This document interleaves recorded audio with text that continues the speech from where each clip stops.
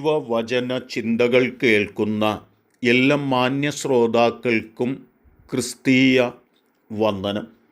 സദൃശവാക്യങ്ങളുടെ പുസ്തകം 2-ാം അധ്യായം 13-ാമത്തെ വാക്യം പറയുമ്പോൾ, നേരെയുള്ള പാത വിട്ടുകളഞ്ഞ ചില ആളുകൾ ഇരുട്ടുള്ള വഴികളിലൂടെ നടക്കേണ്ടി വന്നതിനെക്കുറിച്ച് ഓർപ്പിച്ചുണർത്തുകയാണ്. ദൈവം നമ്മെ വിളിച്ചിരിക്കുന്നത്, ദൈവം നമ്മെക്കുറിച്ച് ആഗ്രഹിക്കുന്നത്, ദൈവം നമ്മെ ആക്കി വച്ചിരിക്കുന്നത് വെളിച്ചത്തിൻ്റെ വഴിയിലൂടെ, ദൈവഹിതപ്രകാരമുള്ള വഴിയിലൂടെ യാത്ര ചെയ്യുവാൻ വേണ്ടിയാണ്. ആ വഴി വിട്ടുകളഞ്ഞാൽ നാം നാശത്തിൻ്റെയും ഇരുളിൻ്റെയും വഴിയിലൂടെ യാത്ര ചെയ്യേണ്ടി വരും എന്നോർക്കേണ്ടത് ഉണ്ട് എന്നതാണ്. ശമൂവേൽ എഴുതിയ 1-ാം പുസ്തകം 15-ാം അധ്യായത്തിലേക്ക് നാം ഒന്ന് കടന്നു വന്നാൽ, ഒരു ശൗലിനെ താൻ തന്നിൽ തന്നെ അർഹതയുള്ളവനല്ലായിരുന്നു എങ്കിൽ പോലും ദൈവം ഇസ്രായേലിന് രാജാവായി അഭിഷേകം ചെയ്യുവാനിടയായി. ദൈവം പറഞ്ഞു, നീ നേരായ വഴിയിലൂടെ യാത്ര ചെയ്യുമ്പോൾ അനീതി പ്രവർത്തിച്ചിരിക്കുന്ന അമാലേക്യരെ പൂർണ്ണമായി പരാജയപ്പെടുത്തി അവരെ നിർമൂലനാശം വരുത്തേണം എന്ന് കൃത്യമായി ഓർപ്പിച്ചു.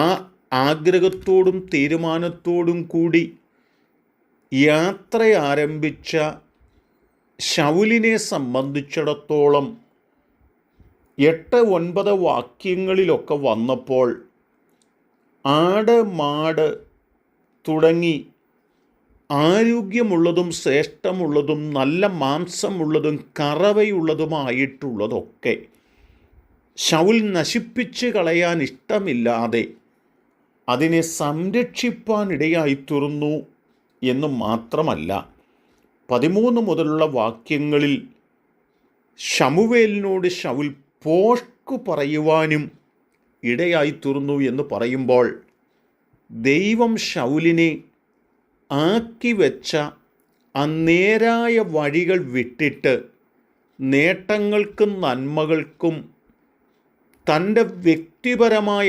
പ്രയോജനങ്ങൾക്കും വേണ്ടി താൻ പലതും പ്രവർത്തിപ്പാനിടയായിത്തീരുക നിമിത്തം ആ നേരായ വഴി വിട്ടുകളഞ്ഞ് തനിക്ക് ബോധിച്ച വഴിയിലൂടെ യാത്ര ആരംഭിച്ചു എന്നുള്ളതാണ്.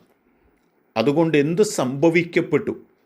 10-11 വാക്യങ്ങൾ വായിക്കുമ്പോൾ, തന്നെ ഇസ്രായേലിന് രാജാവാക്കിയ അത്യുന്നതനായ ദൈവത്തിന് വ്യസനമുണ്ടാകുകയും ശമൂവേലിനോട് ആ കാര്യം ഓർമ്മപ്പെടുത്തുകയും ശമൂവേലിനും ഈ വിഷയത്തിൽ വ്യസനിപ്പാൻ കാരണമായി തീരുകയും ചെയ്തു എന്നും മാത്രമല്ല, 23-ാമത്തെ വാക്യത്തിലേക്ക് കടന്നു വരുമ്പോൾ അവിടെ ഓർമ്മപ്പെടുത്തുന്നത്, നീ യഹോവയുടെ വചനത്തെ തള്ളിക്കളഞ്ഞതുകൊണ്ട് അവൻ നിന്നെയും രാജസ്ഥാനത്തു നിന്ന് തള്ളിക്കളഞ്ഞിരിക്കുന്നു എന്നതാണ്.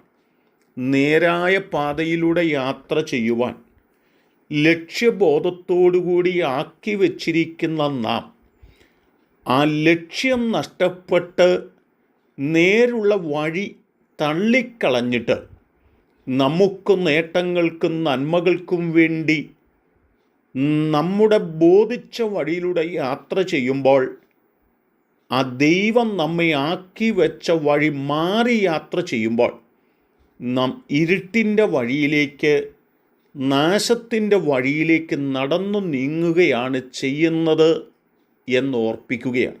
പ്രിയപ്പെട്ടവരെ, ദൈവം നമ്മെ ആക്കി വച്ചിരിക്കുന്ന ഇടം നേരോടുകൂടി പരിപാലിക്കുന്നതിനും ആ നിലകളിൽ യാത്ര ചെയ്യുന്നതിനും, അത് നമ്മെ ഇരുട്ടിലേക്കല്ല, അത് നമ്മെ അധികം വെളിച്ചത്തിലേക്ക് കൊണ്ടെത്തിക്കേണ്ടതിനും വേണ്ടി നേരുള്ള പാതയെ വിട്ടുകളയാതെ നമുക്ക് യാത്ര ചെയ്യാം. അതിനായി നമുക്കൊരുങ്ങാം.